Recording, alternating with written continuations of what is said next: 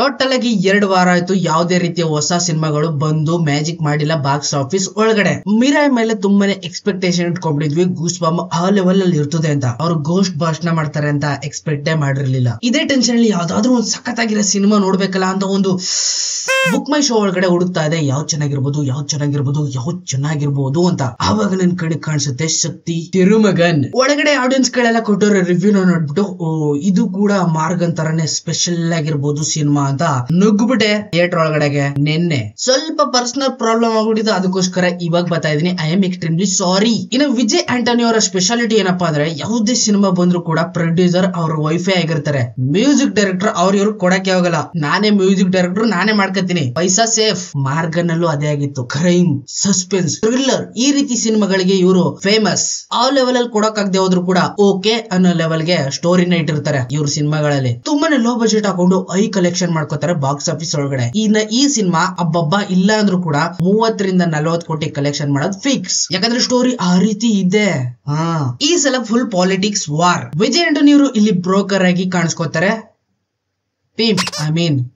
ಅದು ಗೊತ್ತಾನೆ. ಅದು ರಾಜಕೀಯದೊಳಗಡೆ ಇಂಡಿ ರಸ ಕುಡಿತಾ ಇರೋಂತ ರಾಜಕಾರಣಿಗಳ ಮಧ್ಯೆ ನಿಂತ್ಕೊಂಡು ಆಟ ಆಡ್ತಾರೆ ವಿಜಯ್ ಆಂಟನಿ ಅವರು ಈ ಸಿನಿಮಾದೊಳಗಡೆ. ಫ್ಲಾಶ್ ಬ್ಯಾಕ್ ಅಲ್ಲಿ ತುಂಬಾನೇ ಬ್ರೂಟಲ್ ಆಗಿರೋಂತ ಸ್ಟೋರಿ. ಇನ್ನ ಈ ರಾಜಕೀಯನ ಒಂದು ಫೀಲ್ಡ್ ಒಳಗಡೆ ಎಂಟ್ರಿ ಏನಿಗೆ ಕೊಡ್ತಾರೆ, ಏನಿಗೋಸ್ಕರ ಬಂದು ಇವ್ರ ಜೊತೆಗೆಲ್ಲ ಆಟ ಆಡ್ತಾ ಇದ್ದಾರೆ ಅನ್ನೋದನ್ನ ನೀವು ಥಿಯೇಟರ್ ಹೋಗಿ ನೋಡಿ. ಸಿನಿಮಾ ಓಕೆ, ಏನ್ ಹೇಳಿ ಓಕೆ. ಫಸ್ಟ್ ಥಿಂಗ್ ಈ ಸಿನಿಮಾನ ನೋಡ್ತಿದ್ದಾಗೆ ತಲೆ ಕೆಟ್ಟೋಗ್ಬಿಡ್ತು. ಫಸ್ಟ್ ಹಾಫ್ ಮಾತ್ರ ಕಿರಿಕ್. ಮೊದ್ಲು ಥಿಯೇಟರ್ ಬಿಟ್ಟು ಆಚೆ ಓಡೋಗ್ಬಿಡು ಆ ಲೆವೆಲ್ ಅಲ್ಲಿ ಇತ್ತು. ಸ್ಕ್ರೀನ್ ಪ್ಲೇ ಒಳಗಡೆ ಸ್ಟೋರಿ ಪ್ರೆಸೆಂಟೇಷನ್ ಅಂದ್ರೆ ಸ್ವಲ್ಪ ಕೆರಿತಾ ಇರ್ತದೆ. ವಿಜಯ್ ಆಂಟನಿ ಅವರ ಆಕ್ಟಿಂಗ್ ಏನೇನೋ ಆಟ ಮಾಡ್ತಾ ಇರ್ತಾರೆ, ಮಾಟ ಮಾಡ್ತಾ ಇರ್ತಾರೆ. ಅವ್ರ ಮನೆಗೆಲ್ಲ ಹೋಗ್ಬಿಟ್ಟು ಸಮಥಿಂಗ್ ಮಿರಾಕಲ್ ಆಗಿ ಏನೇನೋ ಮಾಡ್ತಾ ಇರ್ತಾರೆ. ಬಟ್ ಅದನ್ನ ನೋಡ್ಬಿಟ್ಟು ತಲೆ ಕೆಟ್ಟೋಗ್ಬಿಟ್ಟು ಥಿಯೇಟರ್ ಇಂದ ಬಿದ್ದು ಓಡೋಗ್ಬಿಡು ಅನ್ನೋ ಒಂದು ಫೀಲಿಂಗ್ ಬರೋದಂತೂ ಕನ್ಫರ್ಮ್. ಅದು ಅಲ್ದೇನೆ ಒಂದು ಫೈಟ್ ಸೀನ್ ಇದೆ. ಮೊದಲನೇ ಫೈಟ್ ಸೀನ್ ಎಂಟ್ರಿ ಕೊಡ್ತಿದ್ದಾಗೇನೆ ತಲೆ ಕೆಟ್ಟ ಸೈಕ್ ಹಿಡ್ದೋಗ್ಬಿಡ್ತು ನನಗಂತೂ. ಯಾವನೋ ಒಬ್ಬ ಬಂದ ವಾಡ್ದ, ಇನ್ ಬಿದ್ದು ಓಡೋಗ್ಬಿಡ್ರಿ ಎಲ್ರೂ.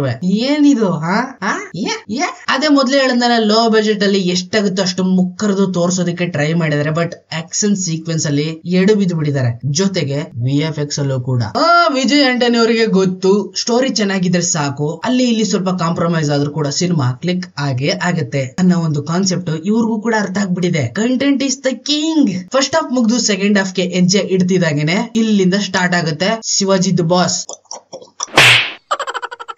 ಇವಾಗ ವಿಜಯ್ ಆಂಟನಿ ಮೈ ಮೇಲೆ ಬರ್ತಾರೆ. ರಜನಿಕಾಂತ್ ಹೊಸ 2000 ರೂಪಾಯಿ ನೋಟು, ಶಿವಾಜಿ. ಪರ್ಟಿಕ್ಯುಲರ್ ಆಗಿ ಒಂದು ಸೀನು ಅವ್ರನ್ನ ಪೊಲೀಸ್ ಸ್ಟೇಷನ್ ಇಂದ ರಿಲೀಸ್ ಮಾಡದ್ಮೇಲೆ ಅಲ್ಲಿಂದ ಸ್ಟಾರ್ಟ್ ಆಗುತ್ತೆ ಬ್ಯಾಂಡ್ ಬಾಜಾ. ಅಲ್ಲಿಂದ ರಿಚ್ಕಿನ್ ಸ್ಟಾರ್ಟ್ ಆಗೋದು. ನನ್ನನ್ನ ಗ್ರಿಪ್ ಆಗಿ ಹಿಡ್ಕೊಬಿಡ್ತು ಸಿನಿಮಾ. ಎಲ್ಲೂ ಹೋಗ್ಬೇಡ, ಇಲ್ಲಿಂದ ಸ್ಟಾರ್ಟ್ ಮಾಡ್ತೀನಿ, ನಿನ್ಗೆ ಎಕ್ಸೈಟ್ ಮಾಡ್ತೀನಿ, ಇಲ್ಲೇ ಅದುಮ್ಕೊಂಡ್ ಕೂತ್ಕೊ ನೀನು ಅಷ್ಟೇ ಅಂತ ನಂಗೆ ವಾರ್ನ್ ಮಾಡ್ಬಿಡ್ತು ಸ್ಕ್ರೀನು. ಆ ಲೆವೆಲ್ ಅಲ್ಲಿ ಇತ್ತು ಪ್ರೆಸೆಂಟೇಷನ್. ಅಲ್ಲಿಂದ ಲಾಸ್ಟ್ 1 ಅವರ್ ಮಾತ್ರ ಗ್ರಿಪ್ ಆಗಿ ಹಿಡ್ಕೊಬಿಡ್ತದೆ ಥಿಯೇಟರ್ ಒಳಗಡೆ. ನಿಮ್ಮನ್ನ 1 ಸೆಕೆಂಡ್ ಶಿವಾಜಿ ಪಾರ್ಟ್ 2 ನೋಡ್ದಂಗ ಆಗ್ಬಿಡ್ತದೆ ನಿಮ್ಗೆ ಎಲ್ಲರಿಗೂ. ನಿಜವಾಗ್ಲೂ ಹೇಳ್ಬೇಕು ಅಂದ್ರೆ ರಾಜಕೀಯದೊಳಗಡೆ ಇದಕ್ಕಿನ್ನ ದೊಡ್ಡ ಲೆವೆಲ್ ಅಲ್ಲಿ ಹಗರಣಗಳು ನಡೀತವೆ. ಬಟ್ ಇವರು ಸ್ವಲ್ಪ ತೋರಿಸಿದರೆ ಇನ್ನು ದೊಡ್ಡದಾಗಿ ತೋರಿಸಿದ್ರೆ ಮೋದಿ ಅವರು ಇದನ್ನು ನೋಡ್ಬಿಟ್ಟು ತಿರ್ಗಾ ನೋಟ್ ಬ್ಯಾನ್ ಮಾಡಿದ್ರು ಮಾಡ್ತಾರೆ ಕನ್ಫರ್ಮ್. ಇನ್ನ ಈ ಸಿನಿಮಾದಲ್ಲಿ ವಿಜಯ್ ಜೊತೆ ಸ್ವಲ್ಪ ರೊಮ್ಯಾಂಟಿಕ್ ಆಗು ಸ್ವಲ್ಪ ಏನಾದ್ರೂ ಬಿಲ್ಡ್ ಮಾಡೋಣ ಅಂತ ಹಾಸ್ಪಿಟಲ್ ಇಂದ ಪೇಷಂಟ್ ನ ಎತ್ತಾಕ ಬರ್ತಾರೆ. 4-5 ದಿನ ಆಗಿರ್ತದೆ ನಿದ್ದೆ ಮಾಡಿ, ಕಣ್ಣಲ್ಲೆಲ್ಲ ಫುಲ್ ಡಾರ್ಕ್ ಸರ್ಕಲ್. ಇಂತ ಹುಡುಗಿನ ಎತ್ತಾಕ ಬಂದವ್ರೆ ಈ ಸಿನಿಮಾದಲ್ಲಿ ವಿಜಯ್ ಜೊತೆ ರೊಮ್ಯಾನ್ಸ್ ಮಾಡು ಅಂತ. ಹೀರೋಯಿನ್ ಎಂಟ್ರಿ ನೋಡ್ಬಿಟ್ಟೆ ದಂಗ ಆಗ್ಬಿಟ್ಟೆ. ಯಾರ್ ಗುರು ಇವ್ರು? ಅದೇನೆ ಮೊದ್ಲೇ ಹಾಸ್ಪಿಟಲ್ ಇಂದ ಎದ್ದು ಓಡ್ ಬಂದ್ಬಿಟ್ಟಿದ್ದಾರೆ. ಒನ್ ಪಾಯಿಂಟ್ ಆಫ್ ವ್ಯೂ ಅಲ್ಲಿ ನಾನ್ ಅನ್ಕೊಂಡ್ಬಿಟ್ಟಿದೆ ಇವಳು ಹೀರೋಯಿನ್ ಅಲ್ಲ, ಬೇರೆ ಏನೋ ಮಾಡಕ್ ಬಂದಿರ್ಬೋದು, ವಿಜಯ್ನ ಬಡ್ದು ಕೆಳಕ್ ಮಲಗಿಸೋದಕ್ಕೆ ಬೇರೆ ಯಾರಾದ್ರೂ ಚೂಬ್ ಬಿಟ್ಟಿರ್ಬಹುದು ಅನ್ನೋ ಒಂದು ಆಲೋಚನೆಗಳು ಮಧ್ಯ ಬಂದ್ಬಿಡ್ತಾ ಹೋಗ್ಬಿಡ್ತವೆ. ಯಾಕಂದ್ರೆ ಅವ್ರ ಆಕ್ಟಿಂಗ್, ಅವ್ರ ಆಕ್ಟ್ ಮಾಡ್ತಾ ಇರೋ ರೀತಿಗಳನ್ನ ನೋಡ್ತಿದ್ದಾಗೆ ಸಮಥಿಂಗ್ ಏನೋ ಮಿಸ್ಸಿಂಗ್. ಇನ್ನ ಕೊನೆ ಕ್ಲೈಮ್ಯಾಕ್ಸ್ ಅಲ್ಲಿ ಎಲ್ಲಾ ಮುಗ್ದೇ ಹೋಯ್ತು ಅನ್ನೋಷ್ಟರಲ್ಲಿ ಅನಾನಿಮಸ್ ಎಸ್ಕೇಪ್. ಒಟ್ನಲ್ಲಿ ಈ ಸಿನಿಮಾ ಮಾತ್ರ ಚೆನ್ನಾಗಿತ್ತು, ನನಗಂತೂ ಲೈಕ್ ಆಯ್ತು. ಕೊನೆ 1 ಅವರ್ ಮಾತ್ರ ಚಿಂದಿ. ಶಿವಾಜಿ ದಿ ಬಾಸ್ 2 ಇನ್ನ ಈ ವಾರದಲ್ಲಿ ರಿಲೀಸ್ ಆಗಿರೋ one of the best crime thriller movie ನೋಡ್ಬೇಕು ಅಂದ್ರೆ ಇದು ನಿಮ್ಗೆ ಬೆಸ್ಟ್. ಕೊಡೋ ಕಾಸ್ಗೆ ಒಂದೊಳ್ಳೆ ಓಕೆ ಸಿನಿಮಾ ಅನ್ಕೊಂಡು ಥಿಯೇಟರ್ ಇಂದ ಹೊರಗಡೆ ಬರ್ತೀರಾ, ನನ್ ಗ್ಯಾರಂಟಿ ಫಿಕ್ಸ್. ಸಿಗ್ತಾರೆ ಮುಂದೆ ನೋಡಿದಲ್ಲಿ. ಅಲ್ಲಿವರೆಗೂ ಇದ್ದಾರೆ ವಾಚಿಂಗ್. ಬಾಯ್ ಬಾಯ್.